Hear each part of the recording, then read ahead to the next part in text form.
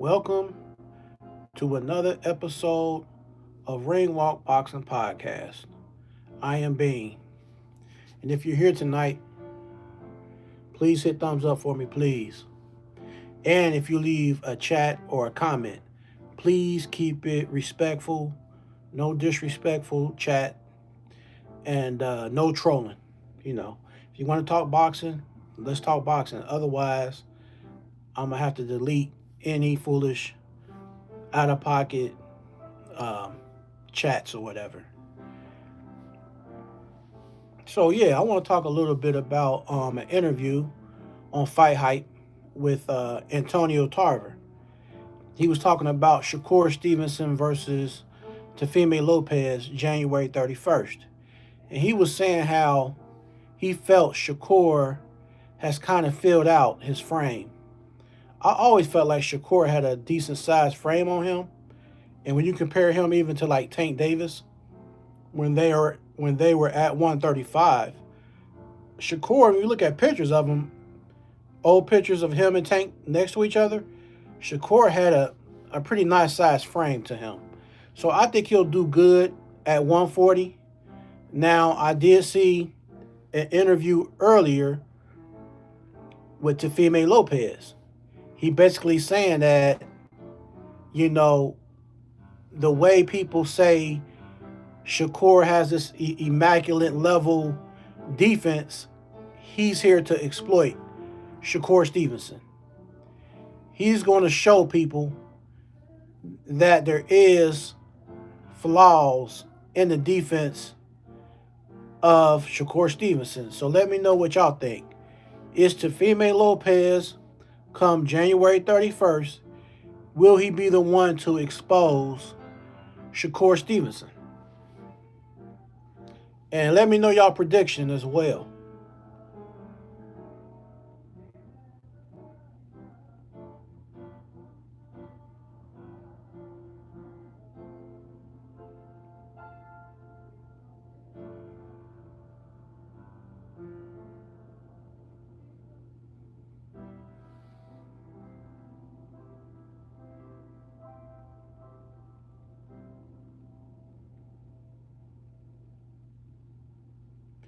And speaking of Shakur Stevenson and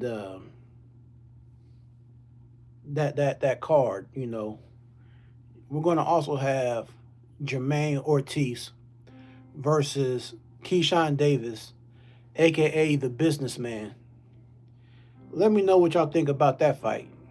What's your um, what's your prediction? What's your assessment? Jermaine Ortiz versus Keyshawn Davis. Now I seen the interview that I seen the interview that that was done with it was with Roy Jones and Andre Ward, and basically they were saying Jermaine was saying that Keyshawn is nothing that he's never seen. He pretty much said that, hey, Keyshawn is a cool fighter, but pretty much he's going to beat Keyshawn Davis. These are the words of Jermaine Ortiz. So let me know what y'all think. What's your prediction for the undercard of Shakur versus Tefime? Will will he will he win?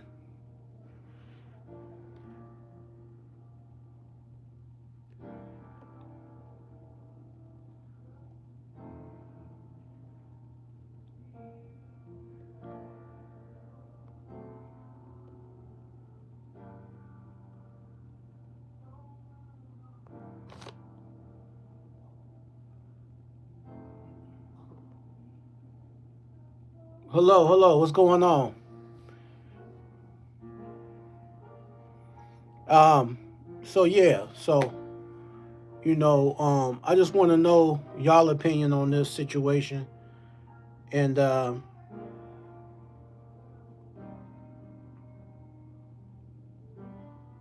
because your opinion matters. At Ring Walk Boxing Podcast, your opinion always matters here.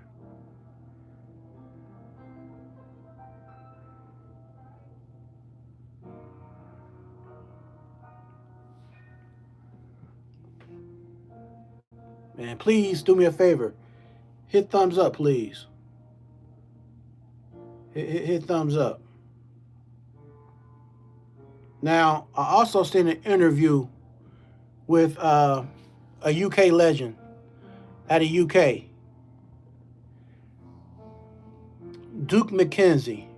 Um, I didn't follow his career very much, but I'm very much intrigued with his boxing knowledge.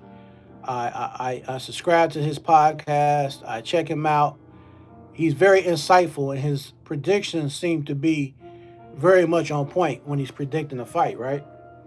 Well, Duke McKenzie was talking about Derek Chisora. He's like, yeah, sure, he's a warrior, and we know Derek Chisora is a warrior. Um, and he would definitely want any top shot that was available in the heavyweight division. But at the same time, I think we need to be realistic. Derek Chisora has been through so many wars and has fought a lot of different dangerous opponents. Um, and there were times here recently, like when he fought Joe Joyce, a lot of people thought he wouldn't win.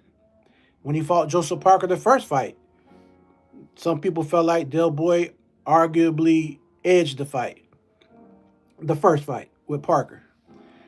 He went to war with Kubrat Pulev, threw the kitchen sink at him.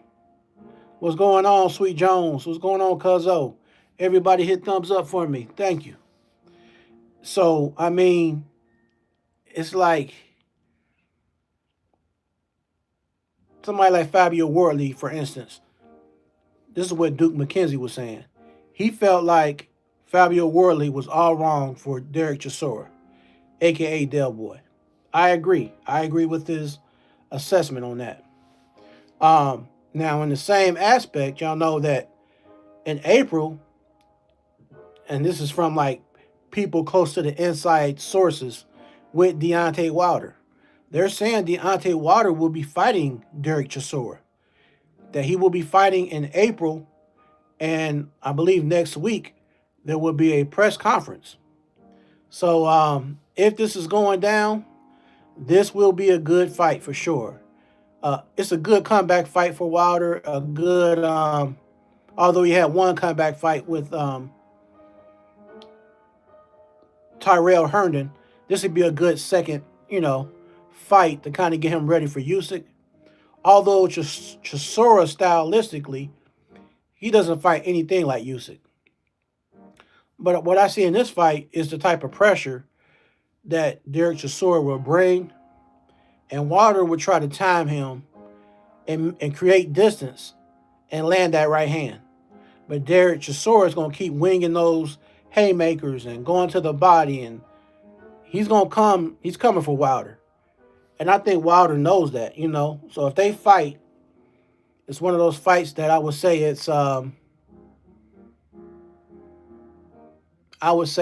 probably 70-30. I'm going to lean towards the Bronze Bomber. But Derek Chisora, I mean, he's no pushover. And he can take a punch. So it kind of depends on if Wilder can land that flush right hand straight, And Derek Chisora does kind of he'll kind of bob and weave, especially in the early rounds when he's fully conditioned. Now, as the rounds go on, he will start to slow down.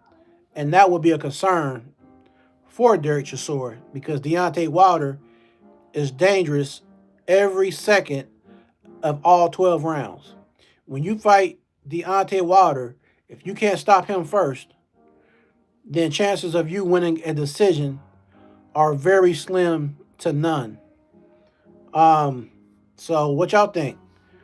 If we see Derek Chisora versus Deontay Wilder, I want to know y'all prediction in the chat, please. Let me know.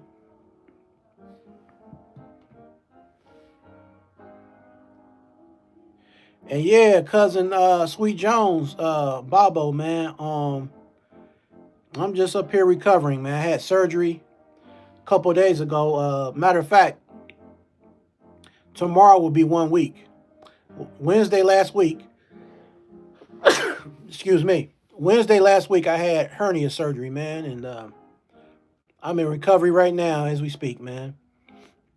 The first 2 days was real bad, but I'm getting better. I'm getting better every day.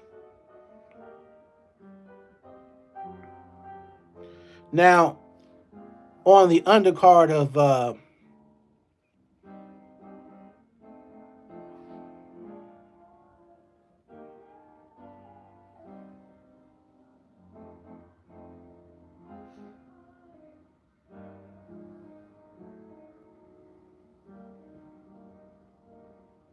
yeah, man, I'm definitely am, cuzzo.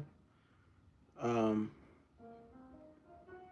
just taking it easy, man, and getting back into the swing of things, man.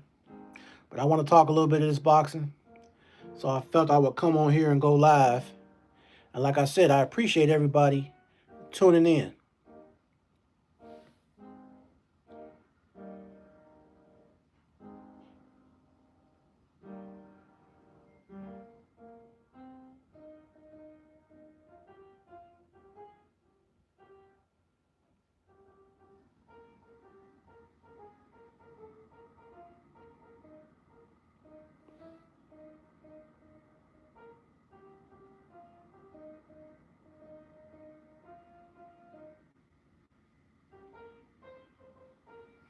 Um, yeah, so let's talk a little bit about the next fight for Gary Antoine Russell.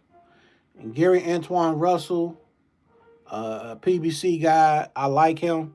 He has a very good style. He has he's a southpaw, and his opponent is also a southpaw. His opponent will be Andy Hiroka. I believe you pronounce it Hiroka. He's an Asian fighter, I believe, out of Japan. Um, well, Gary Antoine Russell, his record is 18-1-0, 17 by which are knockout. His only loss was a split decision to Puelo. Um, and if you remember Puelo, his fight with Matias was a pretty good fight.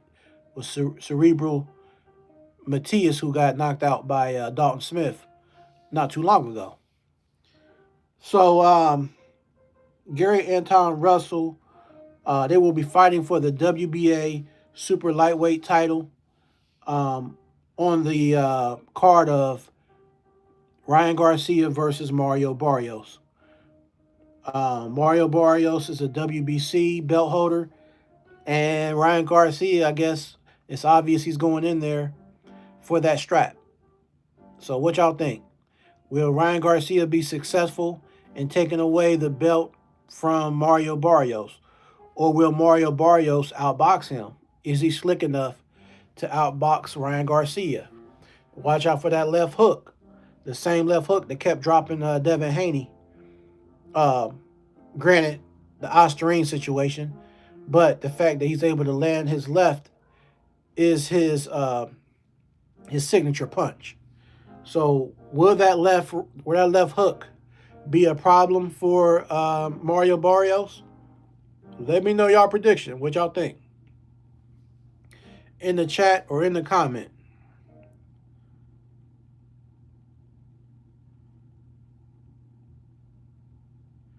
Um, and on May 2nd, you're going to have David Benavidez going up to cruiserweight, um, pretty much from 175 to 200 pound to fight Zerto Ramirez. So it's once again David Benavidez, aka the Mexican Monster. He's trying to show um, that he's gonna take on anybody. He's not ducking any smoke. He's willing to take on a challenge. He's willing to go up in weight. He's willing to go from a light heavyweight to a cruiserweight and then go back down to light heavyweight again. Um, you got to give props to David Benavidez. A lot of people do not give him his credit, but I do. I personally do. I see he's trying to fulfill greatness, and to me, I respect that because in this era, it's a lot of business on a whole different level where everybody is all about the business. They're not really about pleasing the fans or pleasing the crowd.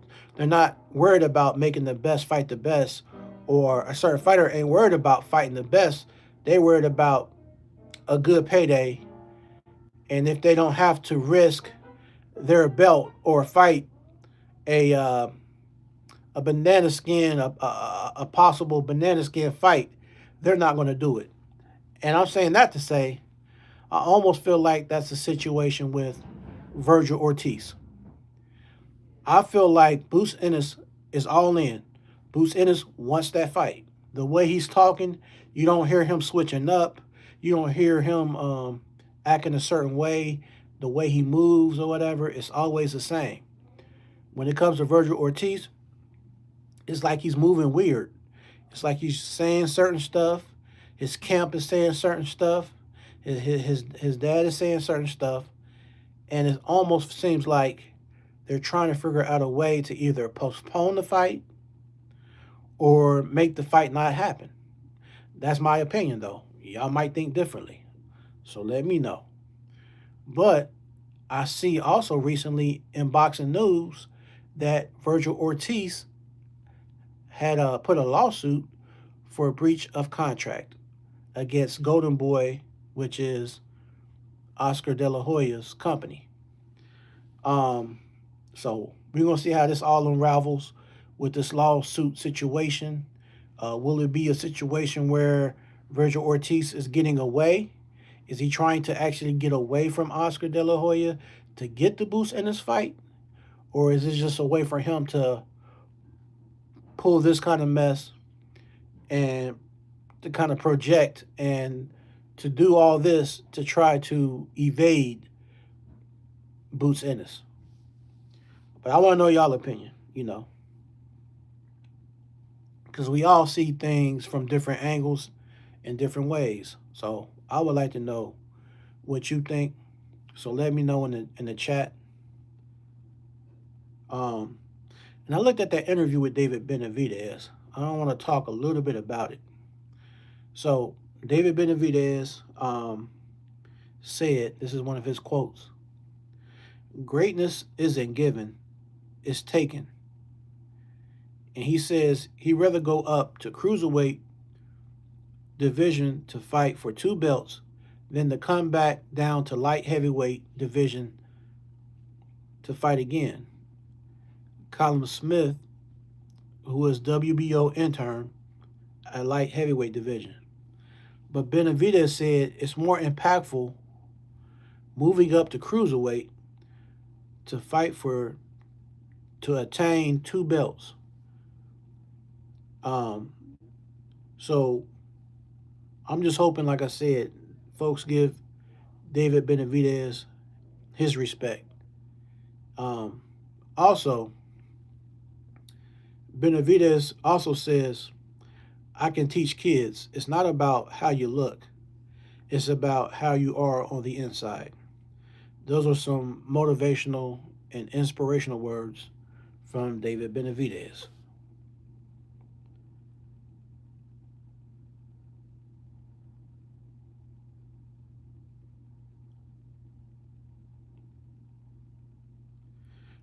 Now back to Deontay Wilder.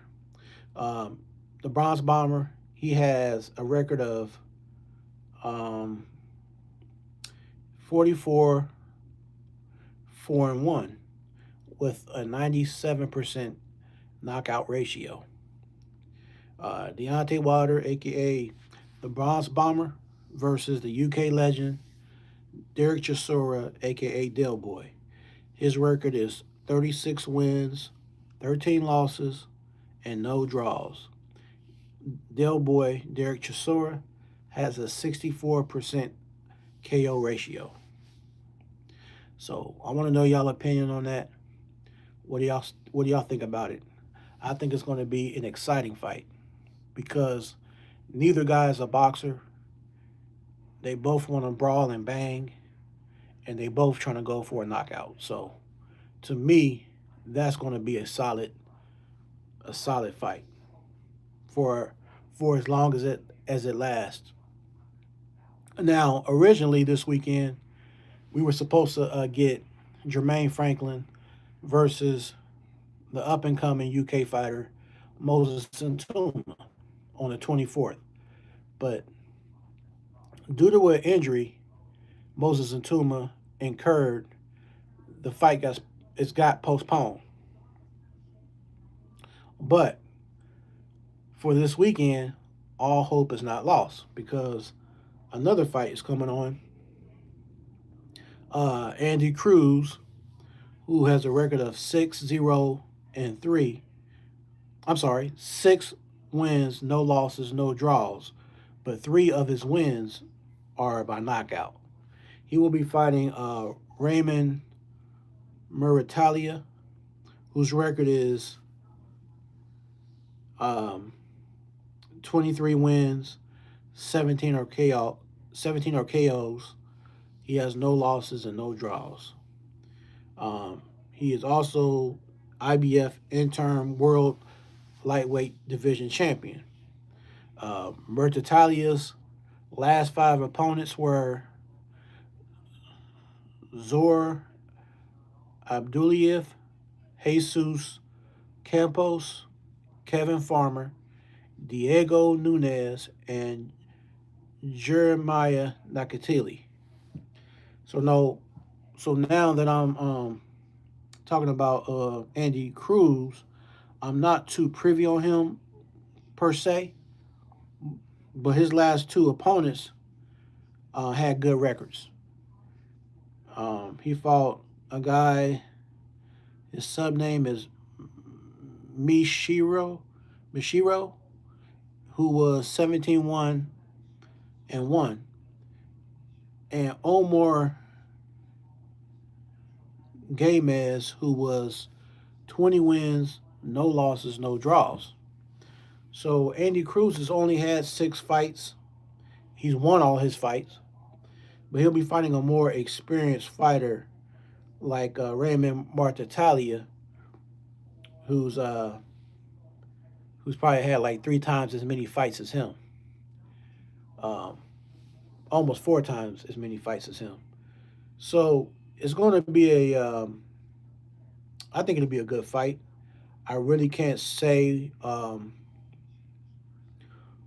who's going to win because I don't know a whole lot about either guy all like that. But I just wanted to let it be known that these guys are fighting this weekend. Andy Cruz versus Raymond Mortatalia.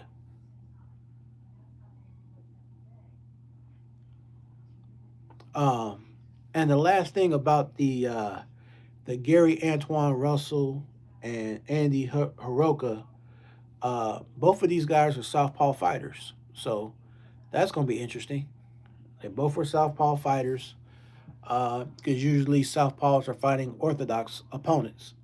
So for Gary Antoine Russell, I'm not sure how many southpaw fighters he's fought in the past, but he will be fighting a southpaw on his upcoming fight, next fight on the undercard of the Ryan Garcia versus Mario Barrios.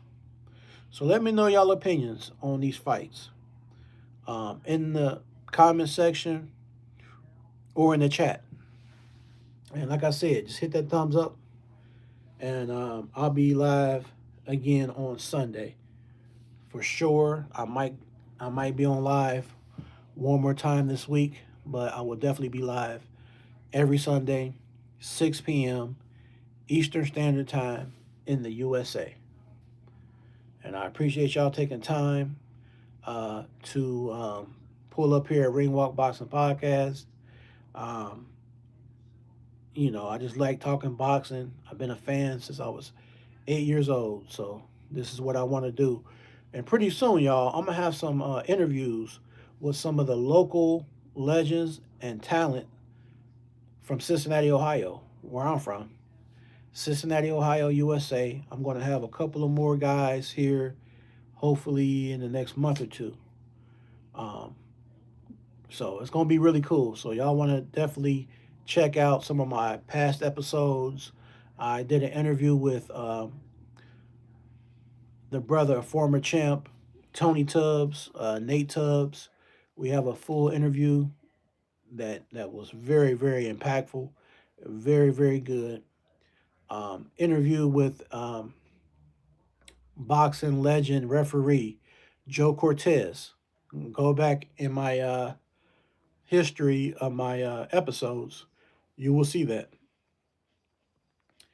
And I had a young boxer out of Detroit, Michigan, Ferris Dixon. Check out the interview with Ferris Dixon on here as well. And just stay tuned in for what Ring Walk Boxing Podcast will be doing this year in 2026. I appreciate all your support. Um, Also, I got the merch. I got the hats. I got the shirts. They ship it international. So whether you're in Belgium, Switzerland, Asia, wherever, they will ship the merch worldwide. So there's a link in the description area on the YouTube channel. I have a link tree. If you're on Twitter, follow my Twitter. If you're on TikTok, follow me on TikTok. Make sure to follow my TikTok and my Twitter because I will be on those a lot more than I will be on Facebook or IG. I appreciate you taking time to kick back and rock with me tonight. I hope everybody has a good a good Tuesday, and I will catch you all on the next round. Peace.